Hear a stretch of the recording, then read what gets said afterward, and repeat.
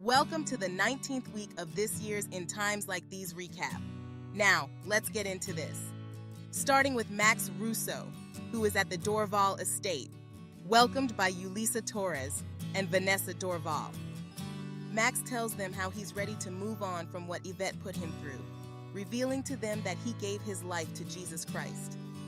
Yulisa is ecstatic, and Vanessa tells Max how happy she is to hear that he's a born-again Christian. Even though Vanessa understands that she and Max haven't always gotten along, she tells him how she's willing to start a friendship with him, which he isn't opposed to. Quinlan Franklin is surprised to see Nachelle Torres pop up at her apartment, asking to speak with Zeke. When Zeke walks in, Quinlan allows her younger brother to speak with his ex. When Zeke asks Nachelle what she wants, she asks him if he thinks that her father Devante took Elvira Russo's life. She assures Zeke that if he just answers honestly, then some of her trust in him might be restored. The answer which Zeke gives is that there's no doubt in his mind that Devante took Elvira's life. Nachelle begins to ask Zeke why he thinks that way. Zeke pleads with Nachelle to just accept his thoughts and stop pressing for answers. She assures Zeke that whatever her father has done, she's certain that he would never harm her. Even if that's true, Zeke tells Nachelle that her father can't save her from Adaku. Hearing his makes it clear to Nachelle that her father and Adaku have been doing sketchy work together, asking what her father does for Adaku. Frustrated, Zeke tells Nachelle to stop asking questions and demands that she leaves. When she does as she's told, Zeke is devastated. Alan Russo arrives at Theodosius' palace, asking Pacho Torres why he wanted to meet with him. Pacho jokingly tells Alan that he'll hand the hotel over to him since it's clear that Alan is after it. Alan tries to play dumb, but tells Pacho that since he's standing by his father, then it shows that he's not fit to run a business. Pacho reminds Alan that his online retail store is successful, and that since he grew up in Theodosius' palace, he's more than capable of running it. He goes on to tell Alan that he would fail since Alan never ran a business, proceeding to ask Alan if he's willing to take everything from his family. Alan tells Pacho that the Torres family deserves to lose everything after Devante took Elvira's life. Pacho reveals to Alan that he recorded their entire conversation, warning Alan that he will release to the public if Alan doesn't back off. Once Alan walks off, Pacho prepares to do the same thing to Adaku Danjuma. Isidore Russo gets a call from Terry explaining that Devante asked her to serve as a character witness. He responds by telling Terry that they can use this against Devante. When Terry questions how, Isidore tells Terry to commit perjury and tell the court that Devante mistreated her. Terry is worried about breaking the law and making herself Devante's target. Isidore isn't worried about Terry's concerns, telling her to do as he says. In Isabel's hotel room, she's surprised to see Nachelle not at school. Nachelle tells her mother how she fears like she's been wrong about Devante this entire time. Nachelle goes on to explain that she never expected Devante to take anyone's life, just like she never expected Devante to make a mockery out of Isabel in court. Isabel is certain that despite how sick Devante is, his love for Nachelle and her siblings is real. Nachelle isn't sure, since he wasn't willing to tell her the truth about Elvira or even Adaku Danjuma. After Nachelle tells Isabel about her meeting with Adaku Danjuma, she expresses how she feels like she should have believed in Devante's guilt then and there. Max brings his parents and grandparents together in the Russo living room, telling them that he's leaving the Catholic Church. Clarice is heartbroken to hear the news, but Gianni and Heidi stand by their son's side. When Clarice, Lorenzo, and Heidi leave the room, Max expresses to his father how glad he is to have Heidi back home. Gianni tells his son that Heidi's stay is only temporary. As for Max, he tells his father that if he still loves Heidi, then they should attempt to work things out. Terry arrives at Finnegan's office at the police station as Finnegan shows his ex-wife that he's in possession of Elvira's diary. Since the diary holds her dark secret, Terry asks her ex-husband if he's going to press charges against her. Finnegan tells Terry that he'll agree to rip out the pages concerning her role in taking Dante Russo's life if she allows him to have joint custody of their son. telling him that it's this sort of behavior that she wanted Keeve to stay away from. Finnegan tells Terry how he doubts any lawyer would want their son to live with someone who ended the life of another person. Before Terry leaves, she warns Finnegan that this is something that he'll come to regret. At the high school, Keeve tells JJ that he's aware of Max's return from rehab, but doesn't tell JJ that he's worried that Vanessa will fall for Max since Max just became a born-again Christian. Keeve reminds JJ that he and Vanessa found Max when he overdosed, asking how Vanessa could forgive Max so easily. The answers which JJ gives is that Max was suffering over Yvette's lie, telling Keeve that they needed Max to forgive them, which Max did. Keeve points out that Max isn't bold enough to return to school. JJ feels like Max is trying to adjust to being back from rehab, then asks Keeve why he's so eager to make Max look like a villain. Lying, Keeve tells JJ that he's only concerned about JJ and his sister. JJ tells Keeve that he has nothing to be concerned about, going on about how Max is a cool guy and that he and Vanessa want to know him better. As soon as JJ walks off, Kiev becomes furious, refusing to let Max take Vanessa away from him. In the hotel, Yulisa tells Isabel that she's ready to face her about the pregnancy termination all of those years ago. Since it was something that Isabel could never forget, Yulisa asks her mother what made her, Nichelle, and even Pacho different than the baby she got rid of. Isabel tells Yulisa that she was afraid. Yulisa goes on to ask her mother what she was so afraid of. This is when Yulisa is reminded that Pacho was only a baby and didn't want him to grow up in a broken home. Understanding that, Yulisa wonders why Isabel's baby had to be sacrificed for Pacho's happiness. Sorrowfully, Isabel tells Yulisa that it was easier to think about the baby she already knew and loved than the baby that she couldn't put a face to. Yulisa points out that she felt like Isidore would have supported her, or that it could have been possible for Devante to forgive her after all he's done. Bottom line, Isabel explains that she couldn't hurt Devante by having another man's child, and she was unaware of what Devante did, regretting that she sacrificed her child for him. Yulisa tells her mother that she'll never be able to accept the decision she made. Isabel tells Yulisa that they both have the same feeling, telling Yulisa that she will regret her decision for as long as she lives. Since Isabel can't turn back time and make a different choice, Yulisa tells Isabel that she'll accept that it happened and figure out how they can move on as a family. Isabel appreciates this from Yulisa, telling her daughter how much she feared that this would affect their relationship, telling her daughter that even though she found out this secret, she doesn't want to lose her love. Yulisa hugs her mother, telling Isabel that her love never went away. There's a knock at the door, and when Isabel answers it, she sees Isidore. At Theodosius's palace, Devante asks Nichelle what's upsetting her. Nichelle tells her father that she's upset because he weaponized the fact that Isabel terminated her pregnancy against her.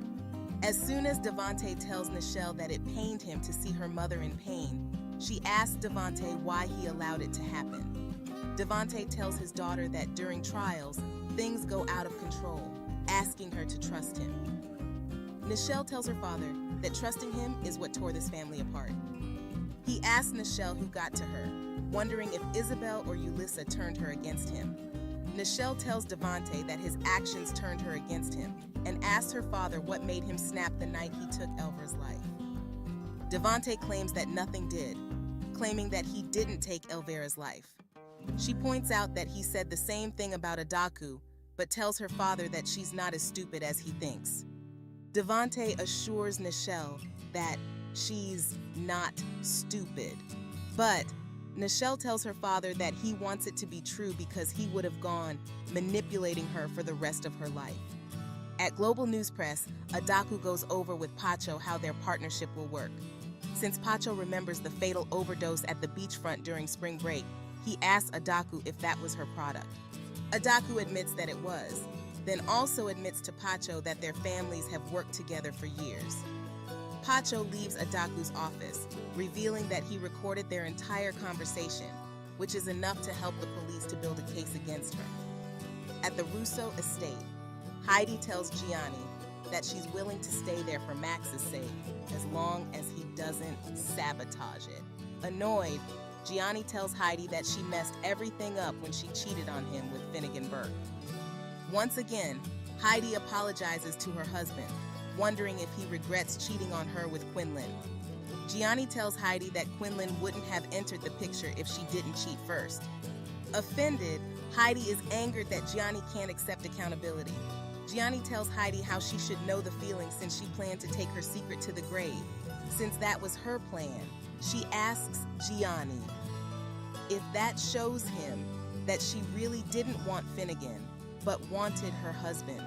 Gianni responds by telling his wife that she shouldn't have fell for Finnegan's advances towards her, and that she should have thought about him and their family. She asks Gianni if he's no longer in love with her, promising to pack up her things and sign the papers. He tells Heidi that Max still wants her to stay. Once again, Heidi asks Gianni if he still loves her. Gianni still doesn't answer. Then she tells Gianni how she loves him and promises to show him. She goes on to kiss her husband. When Isabel tells Isidore that she doesn't feel like they have anything to say to each other, Isidore asks her if she was ever going to tell him that she was pregnant with his child. As soon as Isabel tells Isidore that she doesn't have to explain herself to him, he tells Isabel that he wouldn't have turned her away. Isabel is certain that Isidore wouldn't deny her child. She reminds Isidore that she was married to Devante, already had a family with him, and that the one-night stand wasn't supposed to happen, nor was the pregnancy supposed to happen. Isabel goes on to tell Isidore that she couldn't hurt Devante by fooling him into raising, and even loving, a child that didn't belong to him. Hurt. Isidore wonders if Isabel felt like the best choice was to get rid of it. She tells Isidore that she felt like it was the best choice then, but realizes it was the worst mistake of her life. Isidore assures Isabel that he doesn't hate her, especially since he sees how this has been eating her up inside for so long. As soon as Isidore gets closer to Isabel, she tells him to go away. Vanessa tells her mother how it's going to take a lot of getting used to seeing Max attend their church. Shelley tells her daughter that the more she sees Max and the closer they get as friends, then she'll get used to it. Vanessa goes on to tell her mother how she regrets only seeing Max as an annoying guy instead of a lost soul who needs Jesus. The response that Shelley gives is that it's all in the past now and that she and Max can build up a beneficial friendship. Jeremiah and Raymond walk in with a rose in his hand, telling Vanessa that it's for her, but doesn't say who it came from. Despite that, Jeremiah wonders if it came from Max. Vanessa assures her father that she and Max agreed to just be friends, then calls Max to find out if he sent her the rose. Max assures Vanessa that he didn't, but is upset at the fact that someone else has their eye on her. When Max ends the call, neither he nor Vanessa know that Keeve is watching Vanessa through the teddy bear camera, desiring to make Vanessa fall for him. Before Max received a call from Vanessa, he spent time with Ben, inviting him to church. When Ben declined the invitation, Quinlan walked in, then Max left. She informs Ben that Adaku is going down. Since that's the case, he tells Quinlan that it means they have no reason to communicate with one another. Quinlan respects Ben's wishes, telling him that her life will never be the same without him. At the police station, Pacho hands Finnegan the recording of Adaku admitting to selling substances at Theodosius's palace with his father's knowledge. Finnegan thanks Pacho for getting the information, stating that both Devante and the Danjuma organization will go down. At Theodosius' palace, Devante goes off on Adaku, blaming her for Nichelle's distrust in him. Later on, Adaku gets a notification on her phone, informing her that her home is being raided. Feeling suspicious, she pulls a gun out on Devante, asking him if he told Pacho about their connection. Annoyed, Devante tells Adaku that Pacho doesn't know a thing about it. This causes her to question why her house is being raided after she agreed to become Pacho's business partner. Upon hearing this, in disbelief, asking Adaku why she wouldn't tell him that she's doing business with Pacho. She lowers the gun, telling him that it doesn't matter anymore. Adaku goes on to tell Devante that she'll be out of town, but tells Devante that his son is now an enemy of hers. Devante warns Adaku not to go after his family. She tells him that he wouldn't be saying that if he knew that his family was going after him, telling him that it makes sense as to how Quinlan knew her true identity. Welcome to the 20th week of this year's In Times Like These recap. Now, let's get into this. Jeremiah Dorval is put on the stand, telling Owen Grant about Devante Torres's reign of terror while Harley tries to paint the Dorval family as dangerous since Devante was shot on their property. Dr. Terry Murphy is put on the stand, then does as Isidore Russo asks and claims that Devante forced her to be a friend of hers, angering Devante. Quinlan Franklin receives a photo of her brother Zeke standing on the street corner and is called by Adaku Danjuma, who promises to spare Zeke's life if she comes with her calmly, planning to take Quinlan's life for working with Pacho to take Adaku down. Ben Russo notices that Quinlan left the courtroom, and as he notices that Adaku has taken Quinlan hostage, he chases after her car. Finnegan Burke takes the stand as he and Owen discuss how Elvira Russo's diary is in the possession of the police department. He goes on to state that since Elvira stated that Devante pursued her but decided to end their affair to take Udell back, then it gave them their motive. The motive Finnegan came up with was that Devante couldn't handle Elvira leaving him, then took her life. When Harley is asked by the judge if she'll cross-examine Finnegan, she reluctantly decides not to question her lover, which infuriates Devante. After Adaku drives Quinlan to the woods to take her life, they're both surprised as Ben rushes in, standing off with Adaku. When Owen and Harley make their closing arguments, the jury reaches their decision and finds Devante guilty for taking Elvira's life. This relieves Elvira's family and loved ones. As for Harley, she wishes that Devante would rot in prison after he harmed Alan. Suddenly, Devante is enraged by Harley's comments, then proceeds to attack her. Finnegan rushes to Devante and rescues his lover. When Devante is pulled away from Harley, he's confronted by his family. Since he was found guilty, the Torres family asks him if he'll admit to what he did. Devante refuses to, breaking Ulisa and Nichelle's heart.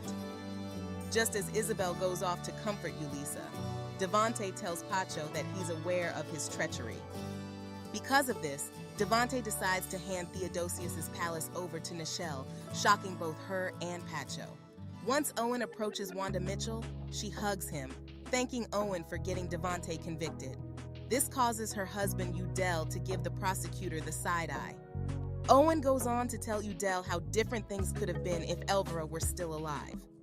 The reply which Udell gives is that they can't live life thinking about the what-ifs. He goes on to tell Owen that he and Wanda will be able to move on as a family.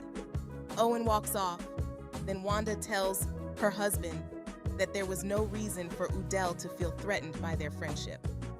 Udell silently decides to keep his guard up when it comes to Owen. After the Russos hear the guilty verdict, they're relieved and Vivian Jones walks up to congratulate the family. Clarice feels like congratulations isn't the right word since Elvira is still gone. As for the rest of the Russos, they thank Vivian for her support. When Vivian walks off, Lorenzo, who is unaware that Vivian is his illegitimate daughter, asks Clarice why she has such an issue with the young woman. Clarice claims that she doesn't, desiring to leave the courthouse. Isidore approaches Terry, thanking her for being bold on the stand. She tells Isidore that he better hope that no one finds out that she lied on the stand, especially since it would give Devante a reason to appeal. Isidore promises to stay quiet if she does, also noticing that Finnegan didn't press charges against her for taking his grandfather's life after reading the diary.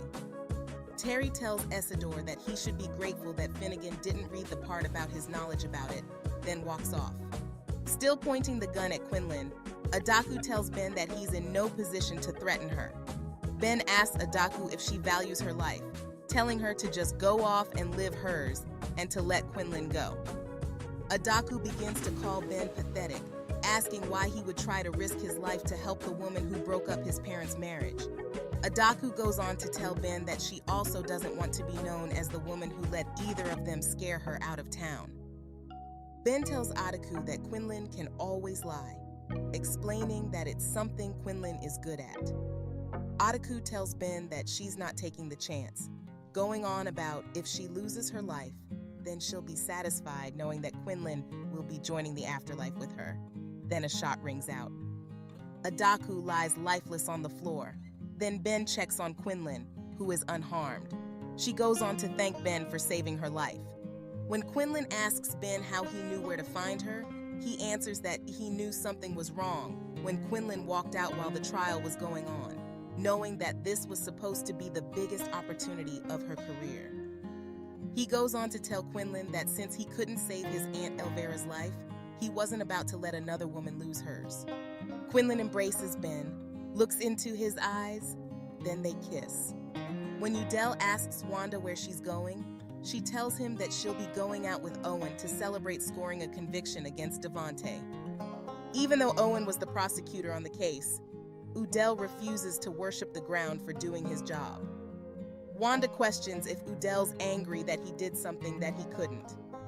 Udell claims that he's not jealous, pointing out that Owen couldn't do anything when Devante took Elvira's life while Wanda could have spoken up. This offends Wanda. Then she walks off. What neither of them knew was that their daughter Yvette listened in on their argument. Pacho asks Nichelle what she wants to do with Theodosia's palace since she'll be the new owner. Nichelle explains to her older brother that she's unsure. Then Zeke shows up. When Pacho reluctantly leaves the two alone, Nichelle apologizes to Zeke since she kept trying to force answers out of him while he was only trying to protect her. Zeke tells Nichelle that he was also keeping another secret from her, which is being an informant for Heidi Russo. To his surprise, Nichelle kisses him. He asks Nichelle what that was for, especially after how much he hurt her. She tells that he did hurt her because she couldn't take that he hurt her so much, but gives him credit for at least admitting it, unlike her father. Nichelle even goes on to say that what happened to Quinlan made her realize how she could have easily lost him, something that she would never have been able to live with. Zeke tells Nichelle that he's alive, he's sorry, and promises not to hurt her like that again, kissing Nichelle. Arriving at Quinlan's apartment, Ben asks Quinlan how she's been holding up. Quinlan tells Ben that she's still thankful to be alive, but hopes he's not being nice to her just because she almost lost her life. Ben informs Quinlan that he had time to reflect. He points out that when they were together, she held on to the disgusting secret of her affair with his father, but was so angry that she did it and didn't take into account that she never did cheat on him. Because of what he knew, it made him doubt her genuine feelings for him.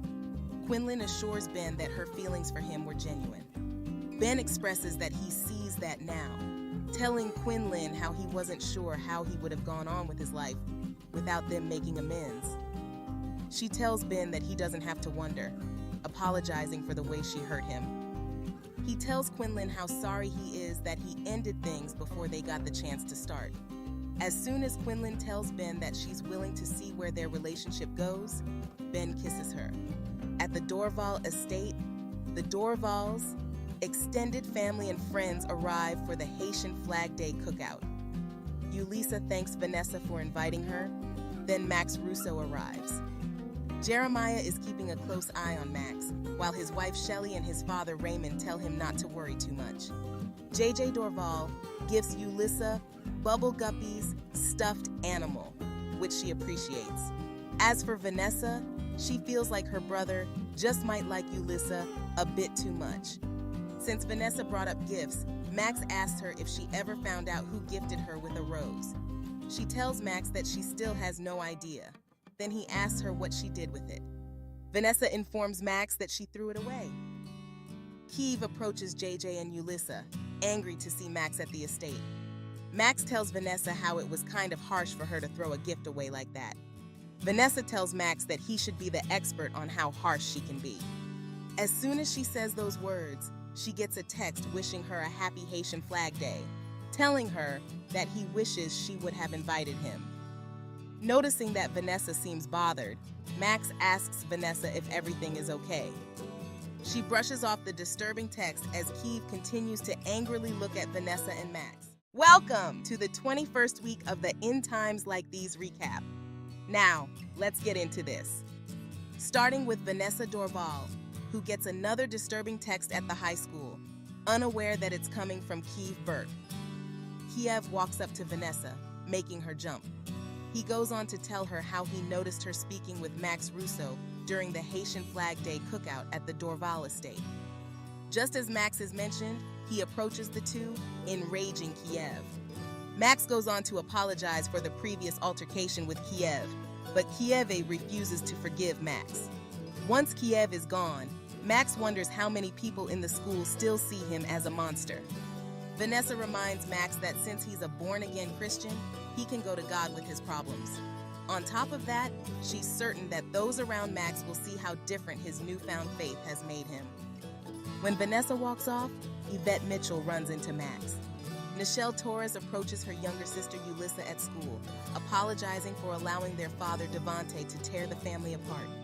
Yulissa forgives her sister, but right before Nichelle informs Yulissa about reuniting with Zeke Franklin, Yulissa is caught by surprise when she sees Zeke kissing her older sister. Yulissa warns Zeke that just because she's saved doesn't mean she's soft. She goes on to tell him that she's not looking forward to drying the tears he gives to Nichelle. Finnegan Burke shows up to his lover, Harley Drake's, room in Theodosius's palace. Harley informs him that Devante forced her to be his lawyer, threatening Alan's life. When she's unsure of how Alan and the Russos will handle the truth, Finnegan assures Harley that everything will be all right. As Isidore Russo checks in on Isabel Torres at Theodosius Palace after Devante was found guilty for taking Elvira's life, Alan surprises the both of them. Sensing that his son is up to no good, he demands that Alan leave. Dr. Terry Burke arrives at the hotel, stumbling across the confrontation.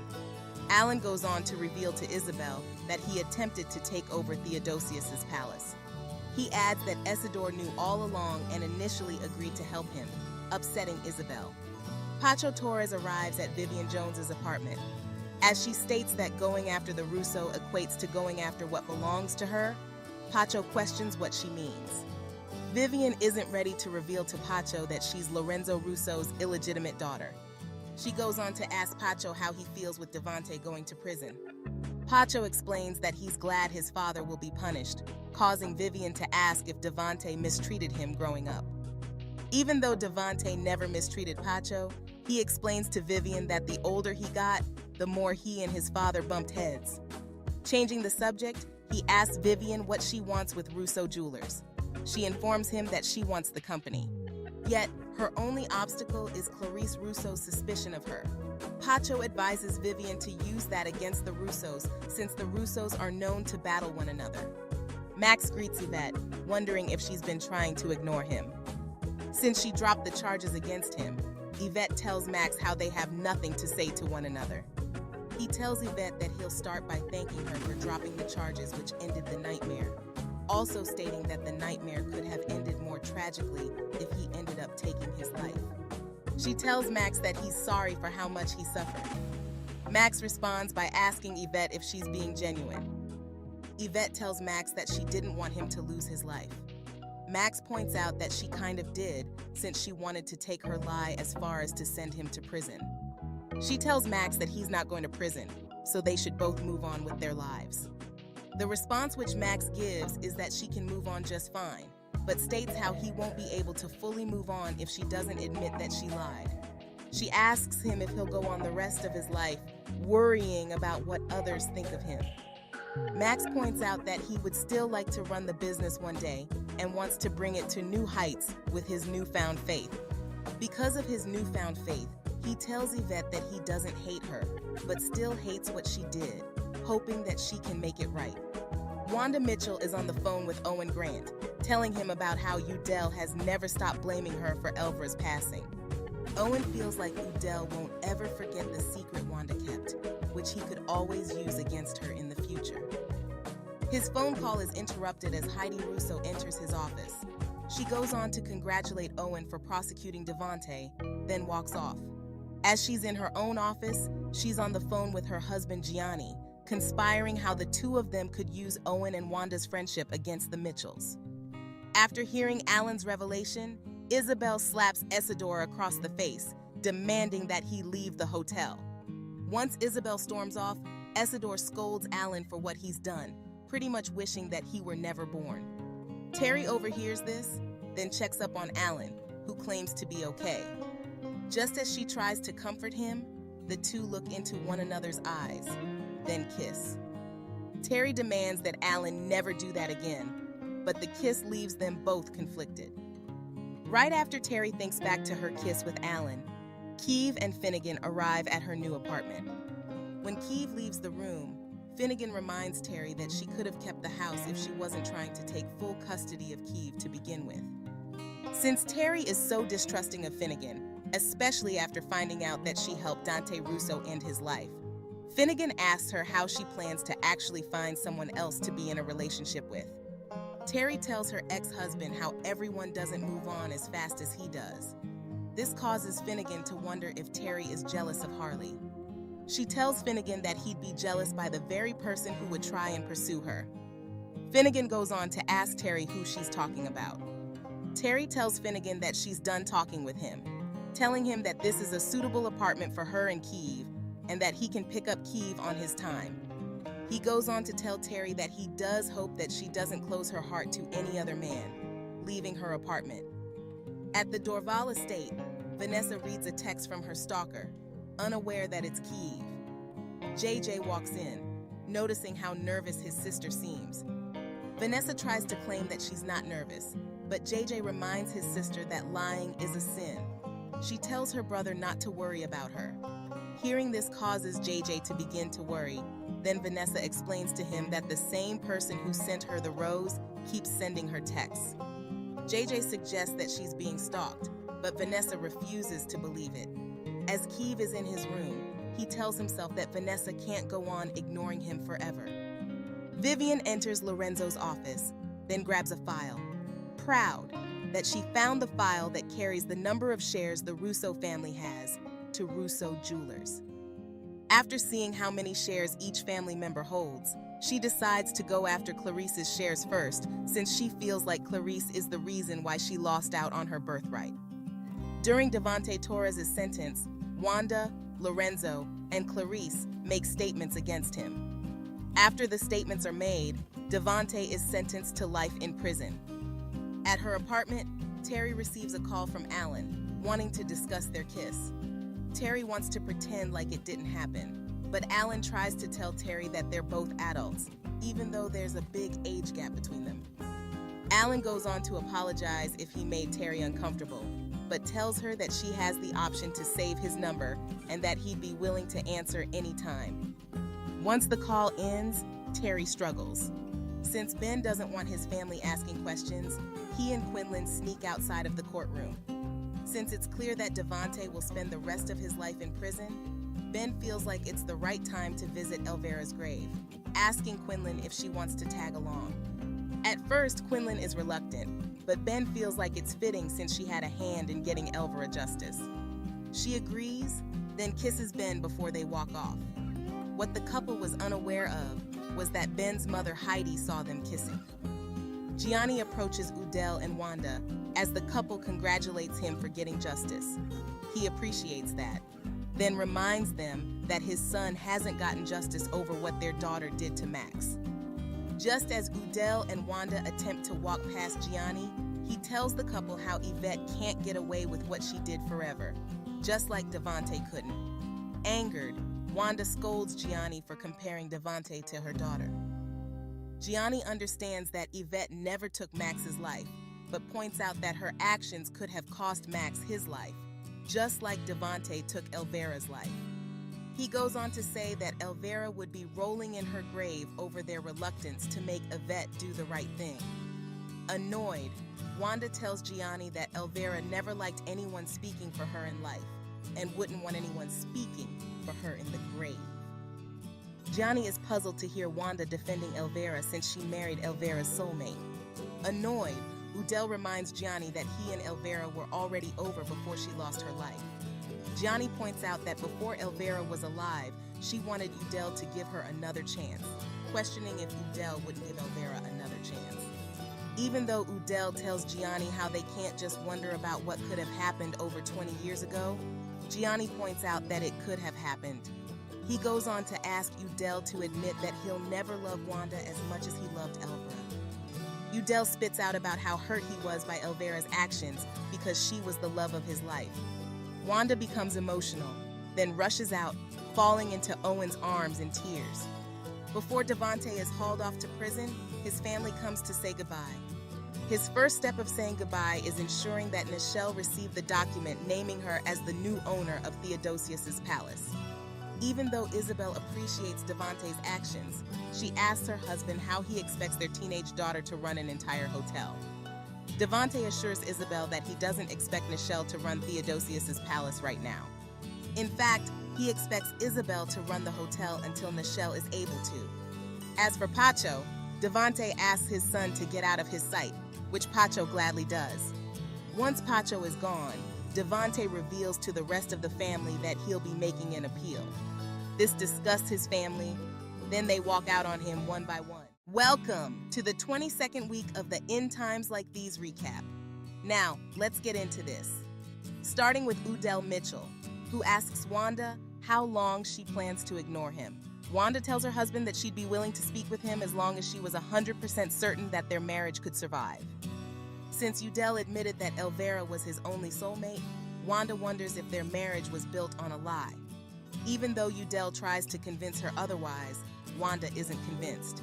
She gets a call from Owen Grant, then Udell demands that she not answer. Wanda doesn't listen to her husband, then walks off. Their daughter Yvette enters the room, telling her father that she heard what they argued about. At Theodosius's palace, Nichelle Torres tells her boyfriend Zeke Franklin that she's the new owner of the hotel. On top of that, she offers him a job since he's no longer dealing. Zeke gladly accepts the offer, then Nichelle's mother Isabel requests time alone with her. When Zeke grants Isabel's wishes, Isabel tells Nichelle that she hopes she doesn't feel pressure to do better than Devante. Nichelle tells her mother that she sees this as a new opportunity to make her own mark in the world. As Zeke is in the hallway of the hotel, it's revealed that he still has a draw to X-rated videos. Vivian Jones visits the gravesite of her late half-sister Elvira Russo. As she's at the cemetery, Clarice and Lorenzo Russo approach her, asking Vivian why she's there.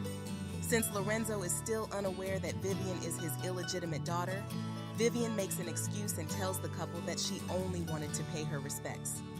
When Vivian walks off, Clarice tells her husband that she feels like Vivian is getting too close to their personal affairs. As for Lorenzo, he feels like they have nothing to worry about where Vivian's concerned. After Quinlan speaks on the phone with Ben about their date later that night, Heidi shows up to Quinlan's apartment, informing Quinlan that she knows that she and Ben have reunited. Quinlan goes on to ask if the rest of the family knows. Heidi informs Quinlan that Gianni and the Russos don't know, and they won't know since she wants Quinlan to leave Ben. Standing her ground, Quinlan tells Heidi that she can't tell her to stop seeing Ben. She goes on to tell Heidi that Ben forgave her, just like Gianni seemed to have forgiven Heidi. Heidi also points out that she had to forgive Gianni for his affair with Quinlan, telling Quinlan that if she truly cares for Ben, then she won't put him in a position where he would be hurt all over again. Quinlan tells Heidi that she's not going to hurt Ben, and she'll start by making him the happiest man alive. Heidi warns Quinlan that if she doesn't do as she asks, then she'll regret the day she crossed paths with her family. Entering Lorenzo's office, Vivian tells him that she wants to apologize for overstepping by visiting Elvira's grave. Lorenzo explains that he had no issue with it, but Vivian points out that Clarice certainly did. He tries to appease Vivian by telling her that his wife is just overprotective. Vivian begins to ask Lorenzo if he sees her as a threat, which he doesn't. Quinlan enters Ben's office, explaining that Heidi knows about the two of them and wants Quinlan to leave him. Ben promises to speak with his mother and get her to back off. When Wanda gets back home, she notices Yvette is upset. Yvette goes on to ask Wanda if she'll be leaving the estate again. She admits to her mother that she had been hearing her arguments with Udell. Wanda tells her daughter that she still loves Udell and will do whatever it takes to save her marriage. Yvette goes on to ask if that includes kicking Owen out of her life. Wanda tells Yvette that Owen isn't the source of her issues with Udell. Despite that, Yvette is certain that Owen has something to do with the marital problems. Though Wanda doesn't see Owen as the threat Udell sees him as, Yvette suggests that he might be, wondering if Owen has feelings for Wanda. Wanda tells Yvette that she and Owen are just friends, certain that Owen sees them as just friends. When Owen asks Udell what he's doing in his office, Udell tells him that his presence in Wanda's life is causing harm to Yvette. After Owen asks for an example, Udell informs him that he interrupted an important conversation with Wanda as she answered his call. Owen informs Udell that he only called Wanda to check up on her, since Udell told his wife that she's not his soulmate. He adds how he had to comfort a crying Wanda at the courthouse. Angered, Udell wonders if Owen loves the idea of being Wanda's go-to person whenever she's in pain. Owen assures Udell that he doesn't take pleasure in seeing Wanda hurt. Udell goes on to correct himself, telling Owen that he takes pleasure whenever Udell does something which upsets Wanda. Owen asks Udell to leave his office, but encourages Udell to figure out what he truly wants before he loses Wanda forever. Owen arrives at Confidence Designs, questioning if their friendship is negatively affecting Yvette. When Wanda admits that it has, he questions if it would be easier if he were to get out of her life. She tells Owen that she would want to remain friends and that Udell will have to accept it. Before Owen leaves, he tells Wanda that Udell doesn't deserve her, encouraging Wanda to know her worth. Alan Russo arrives at his mother Harley Drake's hotel room, asking his mother what she needed to tell him. She reveals to her son that Devante was the one behind the beating he received several months prior. Knowing that his mother knew this and kept it a secret infuriates him, causing Alan storm off. He enters Dr. Terry Murphy's office to find comfort. In Heidi's office, she's pleased to see Ben until he tells his mother not to interfere in his relationship with Quinlan. She tells Ben that she's trying to protect him. He tells his mother that he's a grown man who needs no protection. Ben also warns Heidi that he will be her enemy if she goes after Quinlan, infuriating her. Vanessa Dorval gets another text from the stalker, stating that he'll be closer than she thinks when summer vacation starts. Yulissa Torres approaches Vanessa, asking why she looks so terrified. She informs her best friend that JJ thinks she's being stalked, but Yulissa feels like Vanessa should take JJ's concerns seriously. At Global News Press, Quinlan is surprised to see that Pacho Torres is the new CEO of the company. When she asks if he would allow her to have her own news program, Pacho denies her request, feeling like she still needs to work harder to earn that sort of position. Because of this, Quinlan is irritated with her new boss. At the Russo estate, Heidi informs Gianni that Ben and Quinlan are together. She also informs her husband that she confronted Quinlan about it. When Gianni shows concern, Heidi becomes frustrated as she thinks back to her husband's prior affair with the reporter. Gianni assures his wife that she has nothing to be jealous of, asking her to back off of Ben's relationship with Quinlan. When Gianni walks off, Heidi refuses to listen to her husband's request. Lorenzo informs Clarice that Vivian can sense the hostility Clarice has for her. Clarice denies it, but Lorenzo isn't convinced. Eventually, Clarice tells Lorenzo that she's convinced that there's more to Vivian than she's saying. She goes on to state how this reminds her of one point in their marriage. When Lorenzo questions what it was, Clarice decides to walk away from her husband. Terry goes on to ask Alan what's wrong. He tells Terry that he can't rely on either of his parents, wondering if he'll be screwed up like them whenever he has kids. She asks Alan what he's upset with Harley for. Alan informs Terry about his mother hiding the fact that Devante was behind the beating he received. Terry offers her sympathies, then Alan cries in her arms. Alan feels embarrassed by showing his vulnerable side, but Terry tells him that it's nothing to be embarrassed about, explaining to Alan that it feels good to be needed by someone. As the two compliment one another, they find themselves kissing once again. At first, Terry is reluctant to go further, but Alan proceeds to seduce the doctor. Welcome to the 23rd week of this year's and Times Like These recap. Now, let's get into this. Starting with Dr. Terry Burke, who is in her office as her younger lover, Alan Russo, enters in. She tries telling Alan that they can't continue having an affair since the two of them have a reputation. Terry also reminds him of the consequences which could occur if someone found out about them. Despite that, Alan is still eager to continue the affair, seducing Terry once again.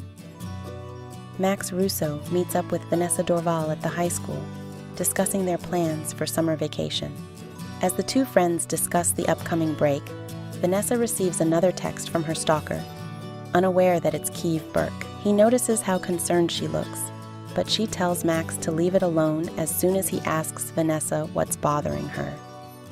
Just as Zeke Franklin is watching X-rated videos on his phone, his girlfriend Nichelle Torres walks up to him. He covers up what he's doing, telling Nichelle that he agreed to take part in the HVAC program the following school year. Even though Nichelle tells her boyfriend how proud she is of him, he feels like he doesn't deserve her support. Nichelle responds by reminding Zeke that she forgave him and that they can move forward together. Zeke wonders how Nichelle would react if he messes up again. She tells Zeke not to be unfaithful and to be truthful, kissing him, then walking off as he continues to watch X-rated videos. Heidi Russo shows up at Quinlan Franklin's job at Global News Press, telling her that she won't succeed in turning Ben against her. Quinlan tries to make it clear that she's not trying to turn Ben against the family, but Heidi doesn't believe it after Ben confronted her. Even though Quinlan tries to make it clear that she didn't want Ben to confront Heidi, it still doesn't convince Heidi that Quinlan is genuine. Since it's clear that Heidi won't be convinced, Quinlan advises Heidi to let her get back to work. Heidi tells Quinlan to do that and to prepare for her to make her life a living nightmare. She goes on to threaten to throw Quinlan's younger brother Zeke in prison if he goes back to doing illegal activity, which angers Quinlan. Pacho Torres walks in, kicking Heidi out of the building. When Heidi walks off, she tells herself that Pacho coming to Quinlan's rescue is something she could use against Quinlan. Quinlan is on the phone with Ben about how annoyed she is about being unsure when Pacho will allow her to progress in her career. Ben encourages Quinlan to be patient, then asks her if anything else crazy happened. Before Quinlan has a chance to answer, she sees Zeke's phone on the couch and receives a notification about a new X-rated video to watch. When Zeke enters the room, she confronts her younger brother about it. He tries brushing it off, but Quinlan doesn't let it go, warning Zeke that his behavior could cost him Nichelle for good. When Isidore arrives at the Russo estate, Clarice asks her son to let Vivian go. Clarice goes on to tell Isidore that she feels like Vivian is a threat to their family, but Isidore doesn't see it. Things get more heated as Lorenzo walks into the room in disbelief of his wife's request. At Owen's apartment, Wanda invites him to her Juneteenth event at Theodosius's palace.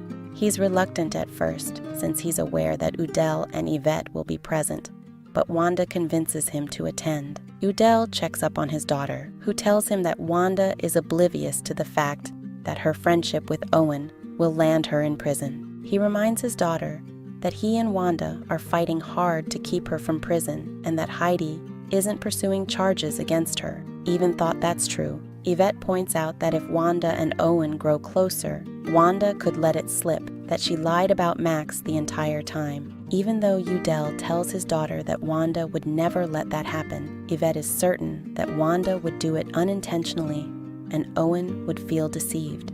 Udell explains to his daughter that she can't live her life thinking of the worst-case scenarios. Yvette questions if that's how he's living, since he doesn't seem to like Owen. Despite Udell having a bad feeling about Owen, he tells Yvette that he's not threatened by the ADA. Yvette wonders if Udell should feel threatened, since Wanda questions if he really loves her. She reminds her father that if Elvira Russo were still alive, then he most likely wouldn't have married Wanda. The response which Udell gives is that he did marry Wanda and plans to stay married to her. Yvette worries that Owen will use Udell's love for Elvira against the both of them, pleading with her dad not to let Owen sweep Wanda off of her feet. When Wanda arrives at the Mitchell estate, Udell tells Wanda that he had to assure their daughter that she wouldn't end up in prison for lying to the police. Udell wonders what Owen would feel if she accidentally lets it slip that Yvette lied, telling Wanda that there's a chance Owen might feel like Wanda was only friends with him to stop him from digging. Wanda is adamant that she would never be that reckless, and Udell becomes even more upset with his wife when she tells him that she invited Owen to the Juneteenth event. Heidi arrives at Ben's condo, then asks her son if he's aware that Pacho is the new CEO of GNP. Annoyed, Ben informs his mother that Quinlan told him. Then she goes on to question if that worries him. Ben states that Pacho being Quinlan's boss doesn't bother him one bit. She questions why, since Pacho is the son of Devante Torres, insinuating that Pacho could seduce his employees, like Quinlan. Ben is also surprised to hear that Heidi confronted Quinlan at Global News Press. Since Pacho was the one who came to Quinlan's rescue, Heidi suggests that might be why Quinlan didn't say anything. Ben tells Heidi to leave, which she does, feeling victorious. Once Isidore is gone, Lorenzo is baffled to hear that Clarice would want to negatively affect Vivian's future. Lorenzo tries to assure his wife that Vivian can be trusted. Clarice tells Lorenzo that trusting certain people has gotten him in trouble before. Confused, Lorenzo goes on to ask Clarice what she's talking about. She tells Lorenzo to forget it. Then he begins to ask if she's referring to Devante Torres. Clarice denies it. Then Lorenzo asks Clarice to make her point clear. She feels like the only point she needs to make clear is that Vivian isn't who she says she is and needs to leave the company. Lorenzo refuses, telling Clarice that if her gut feeling was so reliable, then she would have sensed Devante was evil, keeping him from Elvira and keeping their daughter alive. Pacho arrives and sees Vivian having food, asking what it's for. She tells Pacho that it's to celebrate him being CEO and celebrating her plan of becoming CEO of Russo Jewelers in the future. Vivian also tells her newfound ally that she'll be turning the Russos against Clarice and take her shares when she's most vulnerable. Ben calls Quinlan, informing her that his mother stopped by the other day and asks why she didn't tell him that Heidi confronted her at GNP. Quinlan tells Ben that she didn't want to cause any more issues between him and his mother. Even though Ben states that he understands, he tells his girlfriend that he'll have to trust her and prove to others that she can be trusted. To ensure that she's telling the truth, he asks Quinlan what made Heidi leave, already knowing that Pacho kicked Heidi out. Quinlan confirms this, unaware that her boyfriend already knew. Finnegan walks into Terry's office, informing his ex-wife that he plans to ask Harley to move in with him. Terry is unbothered by this, telling Finnegan to leave. Once he's gone, it's clear for Alan to enter the living room, revealing that he spent the night with his older lover. At the high school, JJ Dorval and Yulissa Torres discuss their summer plans as Yvette approaches them. Yvette tells JJ that since the school year is almost over, she wants to leave on a good note between them. Offended, Yulissa tells Yvette that she should also be making amends with Max, since she lied on him. Yvette tells Yulissa that she and Max have already made peace, This causes JJ to ask Yvette if she admitted to Max that she lied and agreed to clear his name. JJ tells Yvette that it's best that they keep their distance, since he can't befriend anyone he can't trust. Vanessa approaches Max, telling him that she would like to apologize for her behavior the other day. Max easily forgives her, then receives another text from her stalker, unaware that it's Kiev Burke. Frustrated, Vanessa texts back, telling the stalker to leave her alone and that she doesn't want him. Kiev replies back with an angry text. When Max asks Vanessa if she's okay, she asks her friend to pray for her. Infuriated by the rejection, Kiev feels like Vanessa should be ashamed of herself for rejecting his advances. Welcome to the 24th week of this year's In Times Like These recap. Now, let's get into this. Starting with Vanessa Dorval, who receives another angry text from her stalker, unaware that it's Kiev Burke. Her parents, Jeremiah and Shelley, notice how bothered she looks, but Vanessa's grandfather, Raymond, tells her parents to go easy on her. When Vanessa walks out of the room, she bumps into her younger brother JJ, who wonders if the stalker is still bothering her. She tries to get JJ to leave it alone, which he refuses to do, fearing for his older sister's safety. Vanessa believes that if she asks for help, then it would only make the stalker more dangerous. JJ goes on to ask Vanessa if she's been threatened, then she walks away from her brother. At the mall, Yvette Mitchell bumps into Kiev, asking him if JJ has feelings for Yulisa Torres. Kiev answers that JJ hasn't mentioned anything, but is amused that Yvette is struggling to get the only boy who would never give her the time of day. Yet, he agrees to help Yvette, wanting a favor in return. At Theodosia's palace, Finnegan Burke eats dinner with Harley Drake. As soon as she asks what the dinner is about, he asks her if she'd like to move in with him. Harley is unsure of what to decide. Then Alan arrives. He goes on to tell his mother that he's no longer upset with her for keeping from him that Devontae Torres was behind his attack. When Finnegan tells Alan that he should have never been angry at Harley to begin with, Alan goes back and forth with his mother's lover. Alan adds how he doesn't want Harley to be hurt by Finnegan like Terry was. At Confidence Designs, Owen Grant wonders if Wanda Mitchell's husband Udell was upset that Owen was invited to the Juneteenth event. Wanda tells Owen that Udell will have to get over it. He goes on to ask Wanda what it will take for him to get on Udell's good side. She expresses that Udell would like him better if he stopped being her friend. Owen goes on to tell Wanda how he's noticed that Udell hasn't been this hostile since Yvette dropped the charges against Max Russo. Wanda tries to get Owen to drop his suspicions, not wanting him to find out that her daughter lied about Max. He goes on to question why Udell is so hostile towards him, wondering if Udell feels threatened by Owen's role in Wanda's life. She encourages Owen not to ponder on it. Owen goes on to tell Wanda how she doesn't deserve to be stuck in the middle between him and her husband. Wanda tells Owen not to worry about her, but Owen tells her that he can't help but worry because of how much he cares about her. She lets him know that she cares about him as well, but tells him that she's dealt with Udell for decades and could handle him. Before Owen leaves, he tells Wanda that she can handle anything that comes her way. Kiev shows up at the Dorval estate, then goes on to ask JJ how he feels about Yulisa. JJ tells Kiev that he and Yulisa are just friends. Then Kiev walks out of the estate, then leaves an envelope on the ground. He pretends that it didn't come from him, telling JJ and Vanessa that a note came in for her. Vanessa is horrified by what she saw. JJ convinces Vanessa to show him the note. In the note is a photo of Max Russo, with 2 guns pointed at him, desiring his demise. When Owen asks what Heidi wants, she asks him if he'll be attending the Juneteenth event at Theodosia's palace. Heidi claps back, wondering if he's wanted by Udell. Owen tells Heidi that his personal life isn't something that she needs to concern herself with, wondering if he's trying to use him against the Mitchells. Heidi reminds Owen that she's not pursuing legal action against the Mitchells, even though Yvette deserves to be punished for what she did to Max.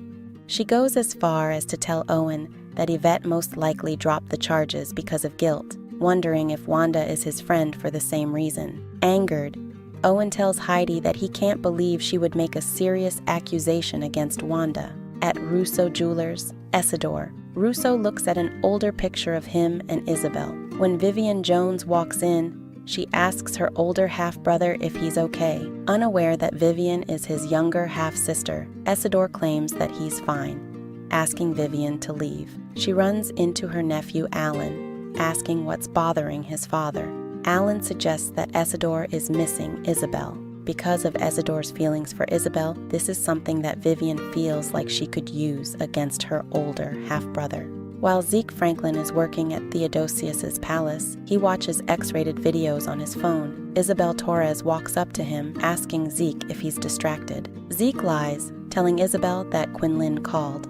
Isabel lets him off with a warning. Then Nichelle Torres walks up to her boyfriend, telling him that her mother is just being a tough boss with everyone. She goes on to assure Zeke that Isabel is okay with them dating. Zeke states that it doesn't mean Isabel trusts him and that he doesn't deserve to be trusted. Nichelle responds by telling Zeke that he could prove to her mother that he's trustworthy. She goes on to remind Zeke that with Isabel being busy, it gives them a chance to spend alone time together. Since the two of them just got back together, Zeke tells Nichelle that he'll want to take things slow, claiming that it's for her sake. Nichelle claims to understand, wondering if she came off desperate. Zeke assures his girlfriend that she didn't, telling Nichelle that he'll see her later before Isabel scolds them both. When Zeke walks off, Nichelle gives Zeke a sad look. In Vivian's apartment, she tells Pacho that the best way to distract Isidore is to help him focus on reuniting with Isabel.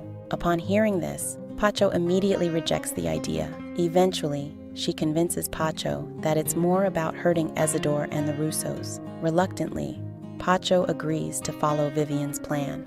After finishing with their jobs at the mall, Max runs into Vanessa, who tells Max that it was nice running into him. He goes on to ask Vanessa why she seems to be in a hurry. Vanessa tells Max that if she were in a hurry, then she wouldn't have acknowledged him. Eventually, Max is able to get Vanessa to hang out with him for a bit. When she reluctantly agrees to spend time with her new friend, she apologizes to Max for her behavior. As soon as she apologizes, she receives another threatening text against Max from her stalker. Troubled at the thought that Max could be in danger, Vanessa rushes out of the mall. Before Kiev sent the threatening text, he makes a call to Yvette, telling her that he's certain JJ likes Yulissa. Because of this, the two pretend to date as a ploy to get the very people they can't have. At Confidence Designs, when Wanda asks Owen what's wrong, he tells her about the accusation Heidi made against her. Since it's clear that Owen is suspicious of Yvette's sudden decision to drop the charges against Max, he wonders if Heidi held something over Udel's head. This causes Wanda to snap. Then she immediately apologizes to Owen, who quickly forgives her.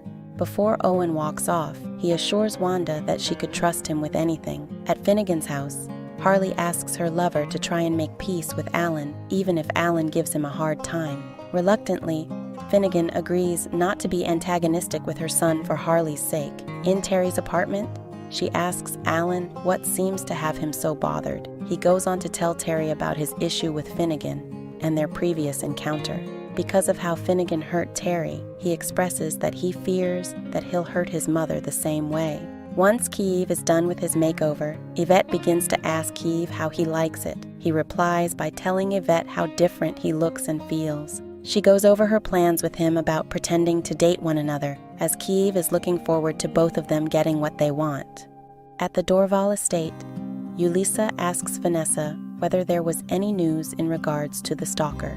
Reluctantly, Vanessa reveals that the stalker threatened Max. Troubled by what she heard, Yulissa threatens to call the police if Vanessa doesn't tell her parents about the stalker. Welcome to the 25th week of this year's In Times Like These recap. Now, let's get into this. Starting with Pacho Torres, who mentions to his mother Isabel that with Devante and Isidore out of her life, she can focus on running Theodosius's palace. Isabel questions why Pacho mentioned Isidore. Pacho points out that it must have hurt to learn of Isidore and Alan's scheme to take over the hotel, since she once loved Isidore. He goes on to ask if it hurts less since she's no longer in love with Isidore. Upon hearing this, Isabel questions why Pacho is concerned about her love life. Pacho states that he's concerned about her. Isabel tells her son that there's nothing that he needs to concern himself with. He goes on to question if that means she won't let Isidore back into her life. Once again, Isabel brings up the fact that what Isidore did was unforgivable. Pacho points out that Isabel terminating the pregnancy is also seen as unforgivable, which Isabel doesn't appreciate. The point that Pacho is trying to make is that Isidore seemed to have forgiven her for her choice, questioning if it's possible that she could find herself forgiving Isidore again. This is a question which she refuses to answer. In Lorenzo Russo's office, he speaks with Vivian Jones. Unaware of the fact that she's his illegitimate daughter, Vivian goes on to ask him what he remembers about Isidore's relationship with Isabel Torres. When Lorenzo asks Vivian why she wants to know, she answers that Isidore seemed troubled lately and that Alan suggested it might have something to do with Isabel. Upon hearing this, Lorenzo admits that the happiest he'd seen Isidore was when he and Isabel were together. He goes on to say that after finding out that Isabel terminated the pregnancy, Clarice doesn't want Isidore and Isabel to get back together. Vivian feels like she could use this information against Clarice. Isidore walks in, overhearing the conversation, and doesn't appreciate being talked about when he's present. Vivian apologizes, then walks off. When Vivian's gone, Lorenzo asks his son if he's still in love with Isabel. When Isidore reminds Lorenzo that Isabel will never forgive him, Lorenzo states that it's not fair since Isidore forgave her. Finnegan Burke is impressed by his son Kiev's new look, asking what brought upon the change. Kiev admits that it was to impress a girl, but doesn't tell his father about his obsession with Vanessa Dorval. As Kiev is inside of his room, he stumbles across an incel forum. At the Dorval estate, Vanessa reveals to her parents, Jeremiah and Shelley, that she's been stalked, which troubles them. When they hear how Vanessa received the threatening texts, they decide to get the police involved. After Vanessa fills her parents in on what's been happening, she calls her best friend, Yulisa Torres. Unaware that Kiev set up a camera in her room, Kiev is furious at the fact that Vanessa sees him as some sort of monster. On Juneteenth, the Dorvals arrive at Theodosius's palace for the event that Wanda and Udell set up. Upon learning about Vanessa's stalker, Jeremiah, Shelley, and Raymond wonder if it's safe for Vanessa to be at the Juneteenth event. Jeremiah goes on to express that he would rather someone have a normal crush on his daughter than knowing she's in danger. Shelley goes on to ask her husband if that also means he would be okay if Max Russo were to pursue Vanessa. Jeremiah feels like Max has a lot of growing to do before he tries pursuing Vanessa again. JJ and Vanessa approach Yulisa. After discussing the stalker, Kiev walks up to the group, who is surprised by his new look. They're even more surprised when Yvette walks up and hear that the two of them are allegedly becoming friends. Seeing Vivian show up at Theodosius's palace, Pacho tells her how glad he is to see that she stopped by. Vivian goes on to inform Pacho that it's her birthday and she wanted to find a way to celebrate it. As they speak, Pacho learns that Vivian was raised by a single mother, but didn't get as far as to learn that Lorenzo Russo is her father. Isabel walks up to them, meeting Vivian for the first time. Pacho and Vivian explain to Isabel how they met. Then Vivian informs Isabel that she works for Isidore at Russo Jewelers. She goes on to tell Isabel how she's aware of her history with Isidore, but Isabel doesn't discuss it further. Once Isabel walks off, Pacho asks Vivian not to push Isidore towards Isabel. Vivian tells Pacho that she doesn't have to do that, but Clarice could. Wanda and Udell state how glad they are that things have been successfully set up for the Juneteenth event. As soon as they're on the same page, Owen arrives, upsetting Udell as he sees his wife hugging Owen. Owen tries to tell Udell that he didn't want to make trouble, but Udell feels like he did because he accepted Wanda's invitation. Wanda tries to keep peace between the two men, but Udell has more to say, asking Owen to tell Wanda exactly why he's only focused on having Wanda as his only friend. Wanda tells Owen that he doesn't have to sink down to her husband's level, walking away from Udell. As Owen follows, he tells Wanda that he could leave. She refuses to let him go, telling Owen that she'll catch up with him, telling Owen that he could try to interact with other people while she speaks with Udell. Placing his hand on the side of Wanda's face, he tells her that he'll wait for her, walking off, making Wanda feel something new for him. When Max arrives at the Russo estate after finishing up work, Heidi and Johnny inform them that Vanessa's being stalked and that the stalker threatened Max's life. Since they're concerned about Max's safety, they urge him to stay away from Vanessa, but Max convinces his parents to change their minds. On the phone with Kiev, Yvette tells him not to flatter himself and that they still have a lot of work to win the people they're after. Terry interrupts Kiev's phone call, hoping that her son doesn't try to change his behavior along with his new style. Kiev is unwilling to listen to his mother's advice, feeling like she doesn't have any worthy advice to offer, since he believes that his mother's a lonely woman. While Wanda is at Confidence Designs, she thinks back to when Owen touched the side of her face at Theodosius's palace. He enters in, telling Wanda that he hopes that he didn't offend her the other day. Wanda claims that he didn't, but Owen wonders why she hasn't responded to his texts and calls. The answer she gives is that she's been busy, but Owen doesn't buy it. Finally deciding to be honest, she tells Owen that she feels embarrassed by Udell's behavior the other day. Owen claims that she has nothing to feel embarrassed about.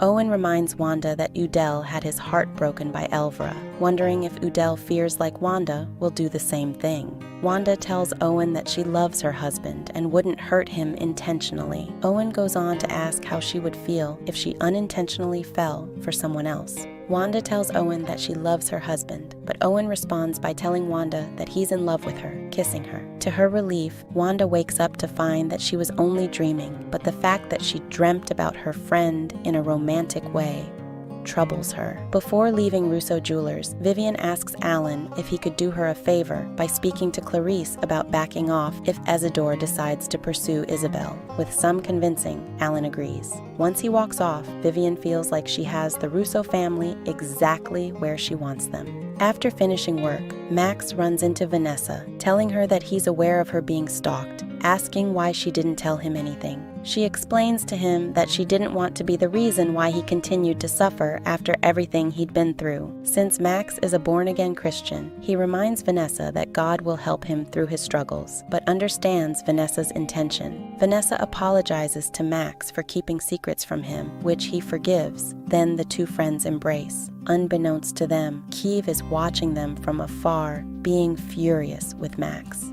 At Theodosius' palace, Yulissa asks her older sister Nichelle why it seems like she's in a bad mood. Once Nichelle claims to be fine, Yulissa questions if Zeke is responsible for the emotion she's feeling.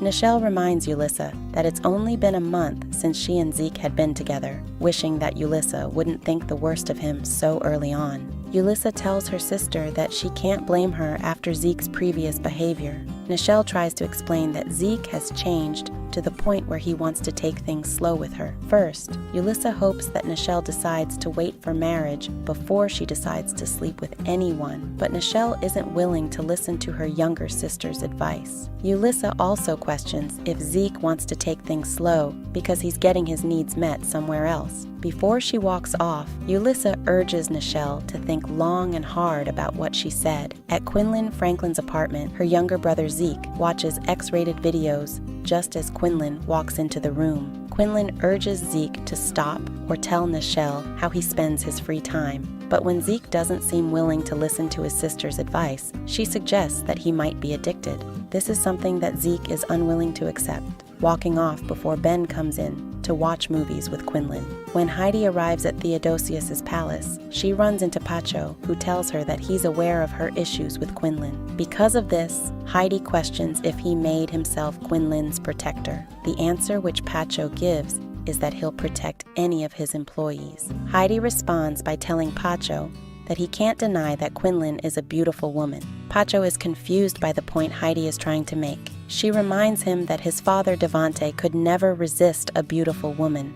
Annoyed, Pacho walks away from Heidi, who feels like she has everything under control. Welcome to the 26th week of this year's In Times Like These recap. Now let's get into this. Starting with Alan Russo, who speaks with his grandmother Clarice about whether she would get out of the way if Alan's father Isidore decides to pursue Isabel Torres again. Since Isabel terminated the pregnancy after Isidore got her pregnant, Clarice is adamant that she wouldn't be okay with her son getting back with his ex.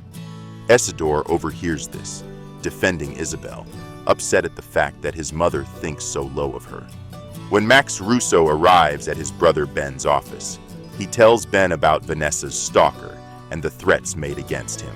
After hearing the details, Ben is certain that the stalker is someone Max and Vanessa know personally. At Global News Press, Pacho Torres informs Quinlan Franklin that Heidi tried to insinuate that the two are romantically attracted to one another. Even though Quinlan feels like her boss should leave it alone, Pacho tells Quinlan that if Heidi continues to bring him into their feud, then he'll fight back, worried that it would negatively affect Quinlan. Wanda Mitchell arrives at her family estate, in the mood to cater to her husband, Udell. Noticing how his wife is in a good mood, Udell questions where this is coming from. Wanda can't bring herself to tell her husband that she's fantasizing about her friend Owen Grant. Instead, she tells Udell that she wants the two of them to move on from their current marital issues. Suddenly, Owen calls Wanda. When she answers the phone, she quickly tells Owen that she can't speak at the moment, doing her best to fight off the attraction that she has grown towards him. Owen arrives at Wanda's office. Then she tells her friend that she can't have visitors. He reminds her that she never had an issue with him showing up unannounced before, wondering what changed. Wanda claims that she's busy and that he did nothing to offend her. Owen apologizes for bothering Wanda, then walks off as Wanda feels guilty. Arriving at Heidi's office, Quinlan asks Heidi why she's trying to drag Pacho into their issue. Heidi feels like Pacho brought himself into their mess. Then Quinlan warns the district attorney that her actions will only push Ben further away. Sensing Pacho's irritation, Viv asks him what's wrong. He goes on to inform Viv how Heidi Russo is trying to ruin his reputation. After hearing what Heidi insinuated, Viv suggests that Heidi get a taste of her own medicine. Viv suggests that Pacho ruin Heidi's reputation. When Pacho questions how he would do that, Viv advises that he gets Quinlan to admit to having an affair with Gianni and how it made Heidi go crazy. At Theodosius's palace, Isabel is annoyed when Isidore comes by to plead his case. Isidore tells Isabel that he'll never forgive himself for hurting her that way, explaining that he was only set on hurting Devante for taking Elvira's life and didn't see straight. Isabel questions why he didn't come clean once he did realize what he was doing. Isidore tells Isabel that he was scared of losing her completely. He goes on to tell Isabel that she must understand where he was coming from, since she hid the fact that she terminated the pregnancy when he got her pregnant. Offended, Isabel expresses how upset she is that Isidore decided to use that against her. He tries to assure Isabel that he's not trying to use it against her, reminding Isabel that not only did he forgive her, but understood why she made her choice, wishing that Isabel would forgive him for his mistakes. Isabel reminds Isidore that she forgave him time and time again when they were together, stating that she doesn't want to do that for the rest of her life. Isidore goes on to tell Isabel that he doesn't want to live the rest of his life without her, believing that she feels the same way too. When Isabel tells Isidore to leave, he tells Isabel that he'll always love her. At Theodosius' palace, Alan Russo hangs out with his mother Harley, blindsided by the fact that she invited her lover Finnegan Burke to build bridges. Alan is unwilling to do so, especially since Finnegan is infamous for being unfaithful. The two men go back and forth, causing Alan to storm off. Arriving at Mitchell Law, Owen asks Udell what he did to make Wanda decide to keep her distance. Udell is oblivious to what Owen is saying, suggesting that Owen must be at fault for whatever problem he has with Wanda. Owen thinks back to touching the side of Wanda's face. But since Owen doesn't give Udell a reason as to why Wanda would have an issue with him, he suggests that Owen leave the building. Upon hearing this, Owen questions if Udell also wants him to leave Wanda's life for good. Of course, Udell wouldn't mind, but Owen tells him that Wanda would be heartbroken if Owen were to walk out of her life. At the Dorval estate, JJ Dorval is shocked when Kiev Burke tells him that he's dating Yvette. Since Yvette has a bad reputation, JJ worries for his friend. Even though Kiev knows his relationship with Yvette is fake, he takes offense to this, then walks out of the Dorval estate. As he's outside, he tells himself that he deserves to have Vanessa as his girl. At the mall, Max informs Vanessa that Ben agreed to help her uncover the identity of her stalker, and goes on to tell her that Ben believes the stalker is someone they both know personally. After going over mutual friends on social media, the two of them think of Kiev. Vanessa feels like Kiev has nothing to do with it. Yet, Max feels suspicious after finding out that Kiev just happened to stumble across the note which threatened Max's life. When Wanda arrives home, Udell tells her about his interaction with Owen, questioning what happened between the two on Juneteenth. She only tells her husband that she suggested that Owen find new friends at the event, instead of telling Udell about her intimate moment with her friend. Since Owen seems demanding, Udell suggests that Wanda avoid him completely. Except, Wanda isn't willing to let Owen walk out of her life. Alan arrives at Dr. Terry Murphy's apartment, informing his lover about his argument with Finnegan and his plan to keep Finnegan away from Harley. Eventually, Terry is able to get Alan to back off by assuring him that if Finnegan ends up breaking Harley's heart, then she'll be able to get back on her feet. At Global News Press, Pacho tells Quinlan that her feud with Heidi might end if Quinlan shares with the world that she had an affair with Gianni. Quinlan is offended by the suggestion, spitting out the fact that she doesn't want to be painted as the villain when Heidi was the cause of her marital issue. As soon as Pacho asks his employee what she means, the reporter reluctantly informs her boss that Heidi cheated on Johnny first with Finnegan. Before walking out of the office, Quinlan pleads with Pacho not to tell anyone else. Yet, when Quinlan walks off, Pacho makes a call to set up a program about women who have been cheated on by their spouses. In other words, he doesn't plan to keep this information to himself. Arriving at Ben's office, Max asks his older brother Ben to look into Kiev Burke. He goes on to inform Ben about a previous encounter with Kiev after Max's car was spray painted, and Kiev mocked Max to the point where Max pinned him against a locker and almost beat him up. Ben agrees to look into Kiev. When Max leaves the office, he's unaware that Kiev, who is wearing a mask and holding a knife, is approaching him. Can't get enough of the crazy world of In Times Like These. Then, treat yourself to a binge watch of In Times Like These. Don't forget to like, comment, share, and subscribe. You're not ready for what's to come, but tune in anyway.